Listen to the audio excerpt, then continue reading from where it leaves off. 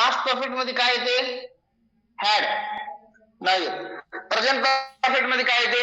Have किंवा has. आपले was हे कशाचं एक्झाम्पल असेल? Simple past. समजलं का?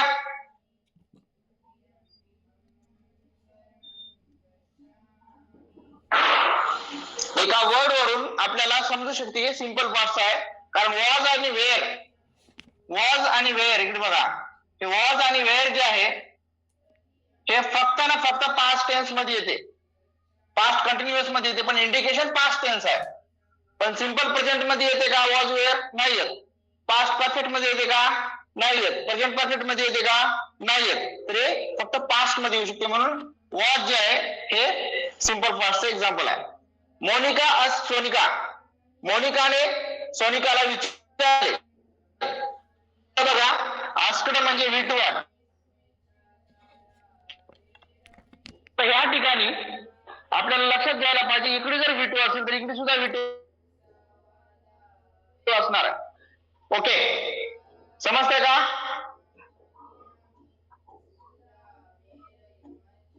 एक बार येस म्हणा, समजत दिसत असेल तर. हा दिसतंय सर. हो सर दिसतंय.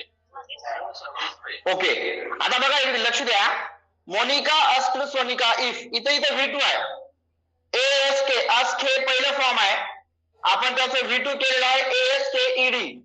मोनिका अस्क सोनिका, मोनिकाने सोनिकाला विचारलं इफ सी जॉईन्स. आता इथे V2 आलेला असेल तर इथे V1 येत नाही, हे लक्षात ठेवा, म्हणून हे पर्याय कटला. इथं V2 आहे, छोटी क्रिया आहे विचारण्याची, तिने तिला विचारलं. तुम्हाला सांग दोन लहान क्रिया असतील है ना, तर त्या एकतर सिंपल प्रेझेंट टेन्स मध्ये असतील, नाहीतर एकतर सिंपल पास्ट टेन्स मध्ये असतील. म्हणून मोनिका अस सोनिका, इथं V2 आलेला आहे, सिंपल पास्ट आहे, म्हणून इथं जॉईन्स आहे, हे सिंपल प्रेझेंटचं झालं, हे येणार नाही. इथं V2 आहे, इथं विल वापरले, फ्युचर आहे, म्हणून सुद्धा हे नाही. तिसरं वाक्य आहे she would join the group आणि she should not join the group. आता या दोन वाक्यामध्ये बघा, आता तिने तिला विचारलं म्हणजे काय विचारलं? She should not join the group, म्हणजे तू जॉईन करायला नाही पाहिजे का, असं अर्थ होते. असं कोणी विचारत नाही. आणि दुसरा ऑप्शन सांगतो तुम्हाला, विल, WILL, विलचं जे फॉर्म सेकंड फॉर्म आहे ते वुड आहे. आता सरने एक क्लॉज सांगितली तुम्हाला, जर इकडे सिंपल पास्ट असेल तर इकडे वुड वगैरे येते, असं ते त्याच्यामध्ये सांगितलं होतं थोड्या वेळाखाली. तर इकडे Monika asked Sonika if condition, if she would join the group, she would join the group. Okay, म्हणजे ती जॉईन करणार का, असं तिला प्रश्न विचारलेला आहे. दोन प्रश्न आहेत, समजले का दोन्ही प्रश्न? हो सर. ओके, नेक्स्ट क्वेश्चन घेऊ आपण पटापट.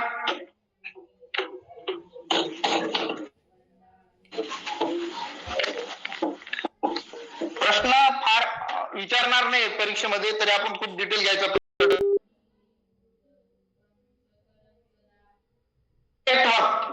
Choose verb.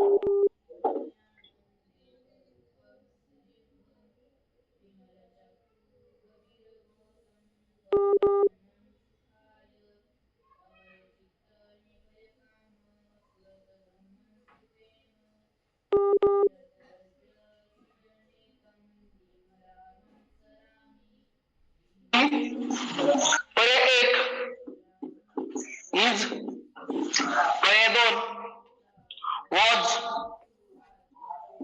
पर्याय तीन मस्ट बी, आणि पर्याय चार जो आहे तो वाक्य पाहिजे सिंपल पास्ट. तर याच्यामध्ये कोणता पास्ट शब्द दाखवणार आहे? याच्यामध्ये बघा तुम्ही, वॉज, इज प्रेझेंट आहे, वॉज, मस्ट मॉडेल ऑक्झिलरी झालं, पुढे मॉडेल ऑक्झिलरीच आहे, तर कोणता एक पर्याय क्रमांक दोन. त्याचा अर्थ बघितला आपण, सी रॅन, ती पळाली, बिकॉज कारण सी वॉज इन हरी, ती घाईमध्ये होते म्हणून ती पळाली. दोन छोट्या क्रिया आहेत, ते सिंपल पास्ट मध्ये आपण घेतलेले आहेत. आपण काल बघितलं होतं बघा, he saw the tiger, as soon as he saw the tiger he ran away, तो तिथून पळून गेला. दोन छोट्या क्रिया आहेत, She ran because she was in hurry. Next.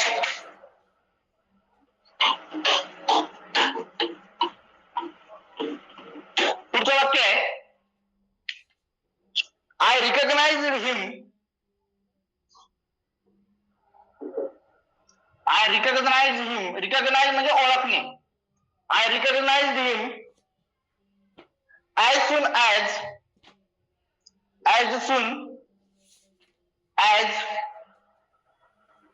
he dashed the room.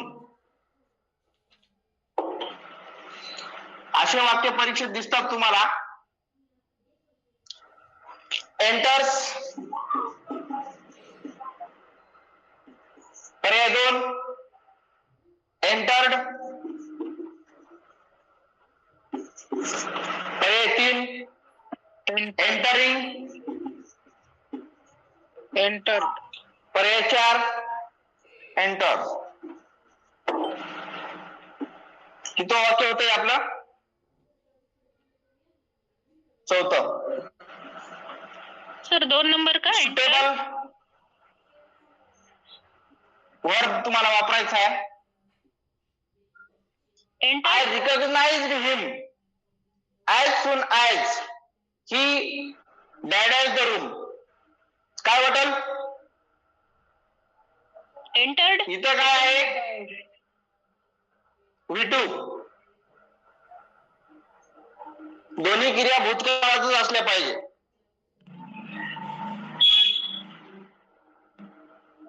काय येईल सांगा बरं?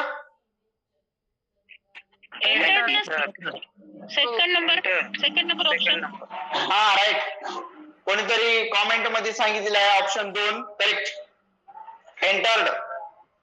I recognised him as soon as जसं तो आला रूम मध्ये मी त्याला ओळखलं. म्हणजे इथं V2 आहे आणि इथं सुद्धा आपल्याला काय घ्यायचं आहे? V2 घ्यायचं आहे. भूतकाळातल्या 2 छोट्या छोट्या घटना आहेत जे एका लगातार घडलेले आहेत. जसं त्यानं रूम मध्ये आला ना तसं त्याला ओळखलं असा त्याचा अर्थ होतो. आय रिकॉग्नाइज हिम म्हणजे त्याला as soon as he enter the room. इथं V2 घेतला, इथं सुद्धा V2 घेतलेला आहे. भूतकाळातील 2 छोट्या छोट्या क्रिया आपल्याला सांगायचं असेल तर आपण सिंपल पास्ट टेन्सचा यूज करतो. म्हणून इथं एंटर्ड आलेला आहे. Next question.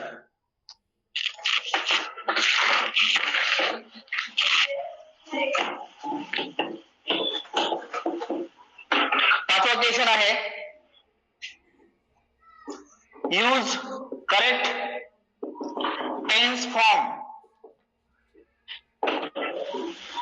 Use correct tense form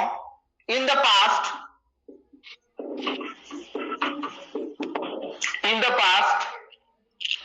The brave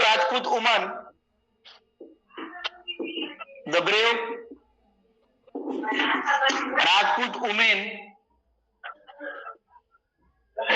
dash death to dishonor. पर्याय 1 preferred,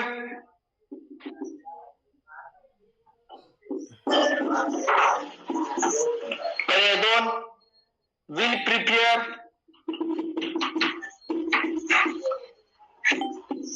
ऑप्शन 3 has prepared आणि option 4 is preferring.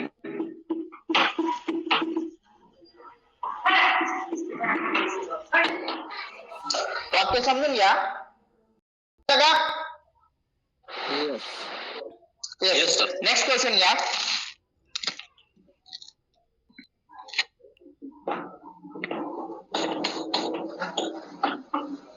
Next question.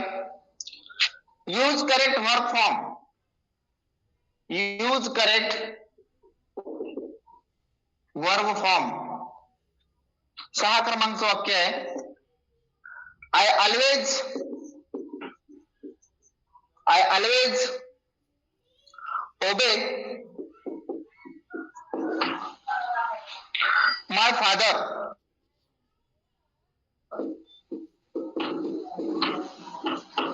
always obey my father when I was a child.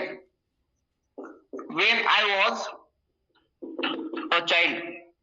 या ठिकाणी जे ओबे शब्द दिलेला आहे त्याचा आपल्याला करेक्ट वर्ब फॉर्म लिहायचा आहे. पर्याय 1 obeying, पर्याय 2 is obeying, option 3 have obeyed,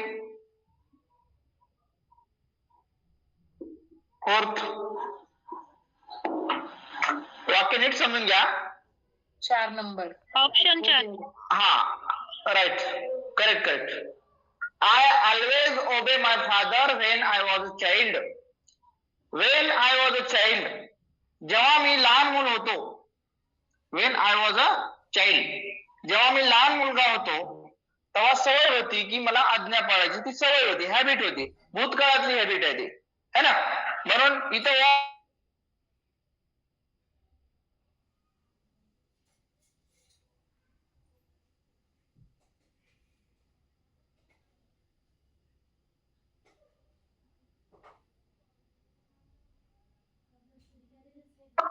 आवाज गेला सर.